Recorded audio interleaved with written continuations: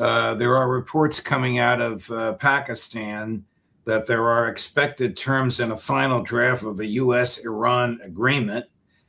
The written document that's floating around the internet that we don't know if it's true or not says immediate and comprehensive ceasefire on all fronts.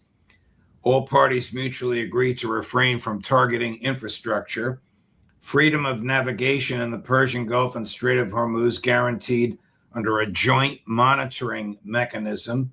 Sanctions will be gradually lifted in exchange for Iran's compliance with the terms of this deal.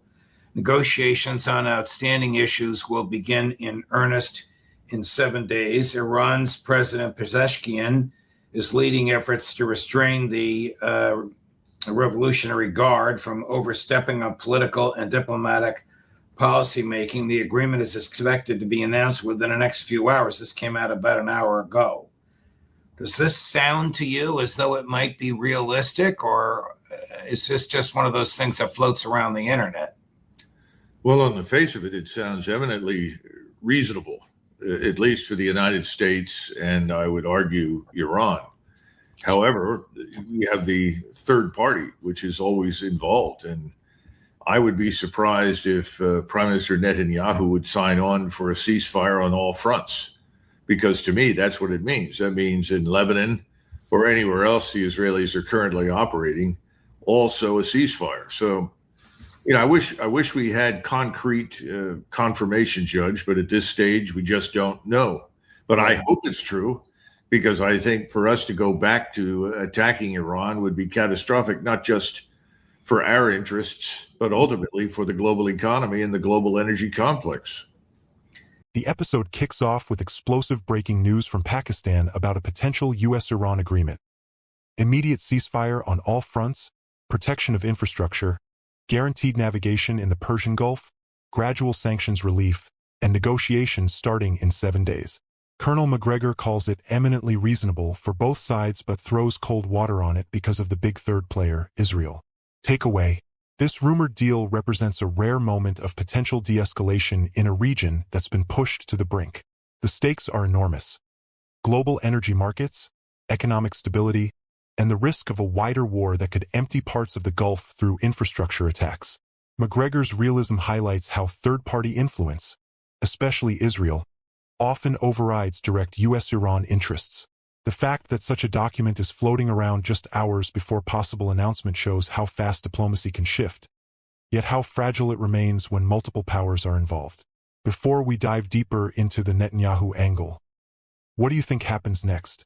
What's your gut feeling? Will this ceasefire actually happen, or is it just internet smoke? Drop your thoughts below. Do we know of credible reports of tension between President Trump and Prime Minister Netanyahu, either over this very document or the concepts articulated in the document? Well, allegedly, it was reported to me that the Israeli ambassador told an audience that included congressmen that the telephone call that took place recently between Mr. Netanyahu and President Trump was extremely tense.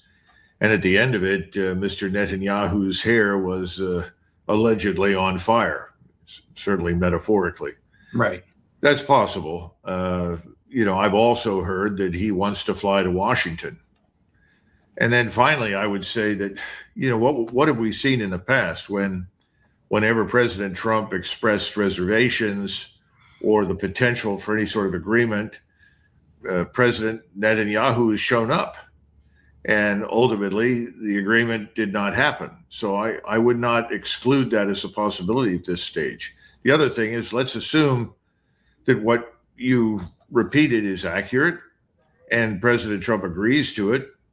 There's nothing in there that suggests that Mr. Netanyahu is in agreement. He could restart the war from his standpoint and then demand that we join him. And frankly, I think there's enough influence and power on the Hill to ensure that that happens. MacGregor reveals reports of an extremely tense phone call between Trump and Netanyahu, with the Israeli PM's hair on fire, metaphorically. He also notes Netanyahu's pattern. Whenever Trump leans toward diplomacy, the Israeli leader shows up in Washington to kill it. The big question: Can Netanyahu restart conflict in Lebanon or Gaza and pull America back in? Takeaway: this segment reveals the raw power dynamics in U.S.-Israel relations. Even a sitting U.S. president faces massive resistance when trying to restrain military action. The influence on Capitol Hill that MacGregor mentions is a sobering reminder that foreign policy isn't always decided in the Oval Office. History shows this pattern repeatedly. Diplomatic openings get sabotaged, and America ends up paying the price in blood and treasure. The "who governs America" question starts brewing right here. If you're enjoying this breakdown, hit that subscribe button on World Talk Recap and turn on notifications. We drop these deep dives regularly so you never miss the real story. Here's President Trump yesterday on a tarmac. I think he's in Florida. I'm not sure. There's a profound insult and then high praise of Prime Minister Netanyahu in the same breath. Watch this. Number 6, Chris. What have you said to Prime Minister Netanyahu about Iran and how long to hold off on strikes? He's fine. He'll do whatever I want him to do. He's a very, very good man. He'll do whatever I want him to do, and he's a great guy. To me, he's a great guy. Don't forget, he was a wartime prime minister, and he's not treated right in Israel, in my opinion. Colonel, he'll do whatever I want him to do. Now, some of your colleagues on this show have suggested the wrong person was saying that. The Netanyahu could very well have been saying of Trump, he'll do whatever I want him to do. What are your thoughts? Well, I think you're raising the critical question of our time right now. And the critical question is who governs the United States? And I think that's a question that should be explored, and we should try to find an answer. Now, we've had special interests in this country exert disproportionate influence and power in the past. Trump tells reporters Netanyahu will do whatever I want him to do, calls him a great guy and wartime prime minister, while subtly criticizing how Israel treats him. MacGregor and Napolitano immediately question who actually holds the power in this relationship. Takeaway: this moment is pure political theater mixed with uncomfortable truth. Trump's statement projects dominance, but the body language and history suggest the opposite. It exposes the deep entanglement between American leadership and Israeli interests. The casual way Trump speaks reveals either overconfidence or deliberate messaging. Either way, it fuels the growing public suspicion that U.S. foreign policy toward Iran and the Middle East is heavily shaped by external pressures rather than pure American interests. Next up, we tackle the million-dollar question that's on everyone's mind. Who really calls the shots in Washington, Trump, special interests, or someone else? Tell me in the comments. They just did in the 4th Congressional District of Kentucky. Well, I think that's one example, although there are now people telling me they're uncomfortable with the numbers that were reported because they're not sure that there are that many eligible voters in the district. I have no idea. I really don't. But having said that, I think Mr. Massey did what he had to do. He conceded, and he recognized that while this is in a short-term sense clearly a victory for his opponents, this is by no means the end of the dispute, and certainly not the end of Mr. Massey. But I think we should try to answer this question, and we should start it immediately. Who is governing this country? As I said, we've had this before. When the railroads were being built across the United States after the Civil War, it was obvious who was running everything. And these were the equivalent of today's billionaires that were building the railroads and linking the various industrial centers. And these are people like Rockefeller and Vanderbilt and Carnegie and so forth. And they used to meet practically every year in Cleveland, which at that point in time was a boom town. And they would discuss who was going to be the next president. They were not there to discuss who would be candidate, because after the Civil War, the assumption was we're just going to have Republican government now as long as we want it because the Democrats started the Civil War. Well, it didn't quite work out that way, but with one or two exceptions, they pretty much got what they wanted before World War I. And the man, of course, broke that mold was Teddy Roosevelt, because he was somebody nobody wanted as president, and he was kind of a compromise candidate for vice president. But I think we need to ask that question, who's really calling the shots? Because the level of corruption now in Washington is certainly as great, if not greater, than it's ever been in our history. Colonel MacGregor drops historical parallels to railroad barons, Rockefeller, Vanderbilt, and Carnegie deciding presidents. He points to recent events like the Kentucky primary and massive corruption in Washington. The core question: who really governs America today? Takeaway: this is one of the most important discussions in the episode. MacGregor forces us to confront that concentrated wealth and special interests have shaped American politics since the 19th century. Today's corruption may be even worse due to its sophistication. The Epstein files get mentioned as potential blackmail material that keeps politicians in line. This isn't conspiracy theory, it's pattern recognition. Until Americans demand transparency and reject undue foreign and corporate influence, real sovereignty remains an illusion. This segment should wake people up to the deeper structural problems. If you're loving these insights, make sure you're subscribed to World Talk Recap. We're breaking down the stories the mainstream won't touch. Let's switch gears slightly. In your view, is Iran stronger militarily today than it was on February 28th when Netanyahu and Trump began their bombing?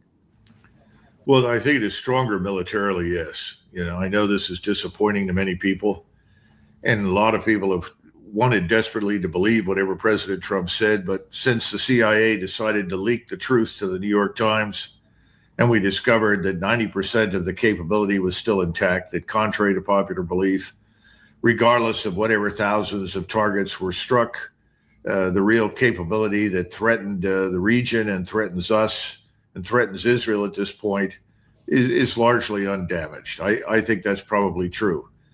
Now, there is a lot of information out there. Some of it's open source, some of it is not, that's suggesting that both the Russians and the Chinese have resupplied and replenished many stocks of missiles and equipment, and have added some new equipment, some new radars with much greater range that can be integrated into a much more effective air and missile defense system now.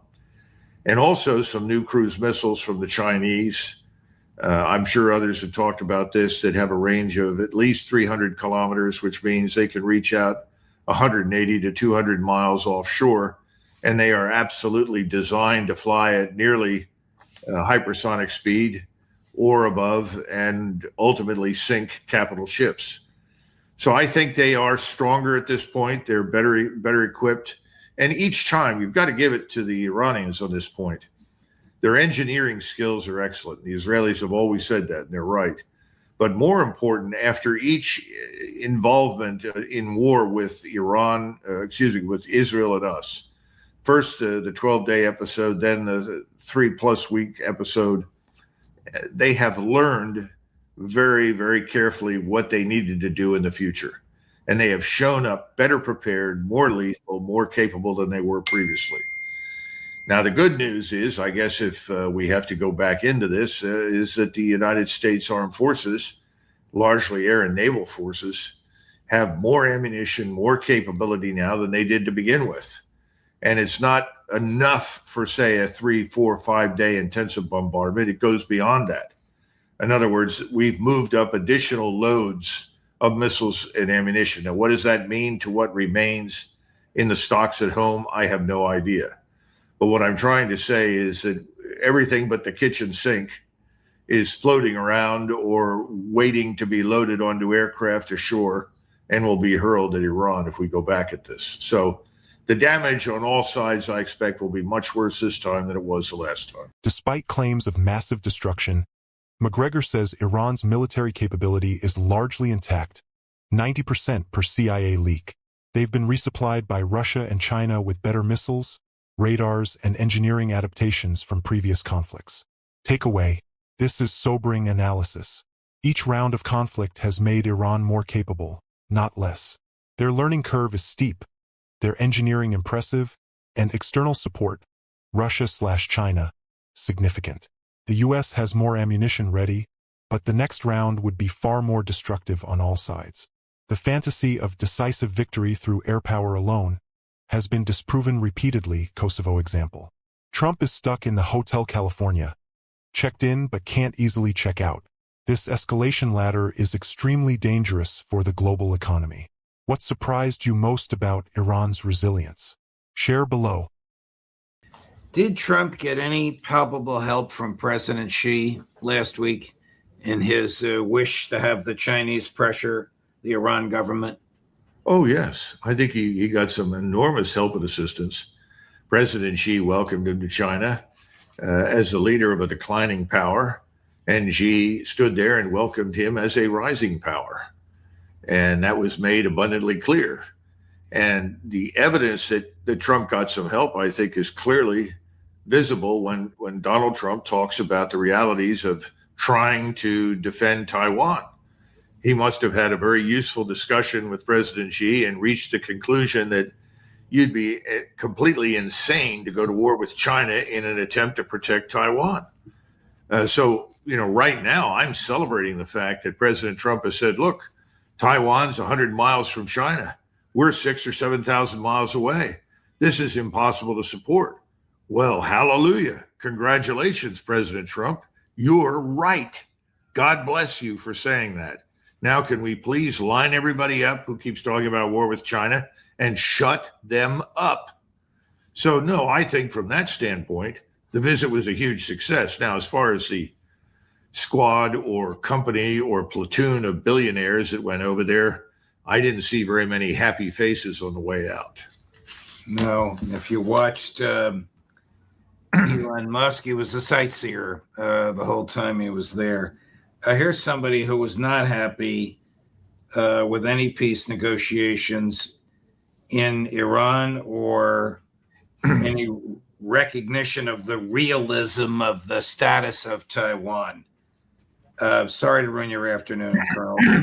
Cut number 13. So you're calling for strikes on the energy infrastructure, Senator? I'm calling to hurt this regime. If you do the same old thing, you're going to get the same results. Hurt them more. Maybe they'll make a deal if you hurt them enough. But right now, I think they're trying to wait us out. I think they're playing games. And in the words of the president, I think they're crazy. I think he's right. Finally stop listening to him? No, unfortunately not. I don't think so. There's something else that's very important that never comes up for discussion, and I just want to touch on this point for everybody. Whenever you build military power, this doesn't matter if you're a small nation, a large nation, a medium-sized nation, whenever you build military power, I'm talking about everything short of a nuclear weapon. And no matter how much money you spend, your force can only do so much. In other words, you can't build something that can go everywhere, anytime, and suddenly defeat everyone. In other words, if you tried to send the United States Armed Forces to dislodge an enemy in control of the Antarctica, well, I think you'd have a hell of a time. We're not built to do that. And I don't think people understand that this sort of World War II style force structure with updated weaponry and some new technology really is not the right force to deal with what's going on in the Persian Gulf. It never was. Now, the British, as we've discussed before, made this terrible mistake in 1915. They ended up putting over 500,000 troops into the Dardanelles, the Strait. They failed miserably in the face of 350,000 Turks. The Turks drove them away. They finally gave up and said, this is stupid, and withdrew. Now, that did not mean the end of the British Empire. It was embarrassing. It was disappointing. But they brought the wrong force for the wrong mission in the wrong place. That's what we've done. Doesn't mean that our military power is weak or incapable or we don't have good people manning it. But we need to come to terms with this reality. Most important, President Trump does. And the appropriate thing for him to say at some point, and I know he'll never do it, is that I asked the armed forces to do something that really they couldn't do. And he shouldn't have done that. But then again, I don't know what he was told, and maybe he never asked. MacGregor celebrates Trump's realistic comments on Taiwan after meeting Xi. He sees it as acknowledging China's rising power versus America's declining position. However, the billionaire delegation, including Elon Musk, didn't look thrilled. Elon's call for striking Iranian energy infrastructure gets played. Takeaway: Trump's China trip delivered a dose of geopolitical realism, especially on Taiwan. MacGregor's Hallelujah moment shows how rare adult conversations about power realities are in Washington. Yet domestic pressures and billionaire influence create contradictory signals. The Iran hawks, including some in Trump's orbit, want more pain inflicted on Tehran, while reality suggests diminishing returns and catastrophic risks. This tension between realism and ideological confrontation defines the current era. Final question to wrap this all up. Should America prioritize de-escalation with Iran or double down? What would you tell President Trump? If this breakdown helped you understand the real dynamics behind the headlines, smash that like button, subscribe to World Talk Recap, and share this with someone who needs the truth. We're covering the stories that actually matter. See you in the next one. Stay informed, stay free,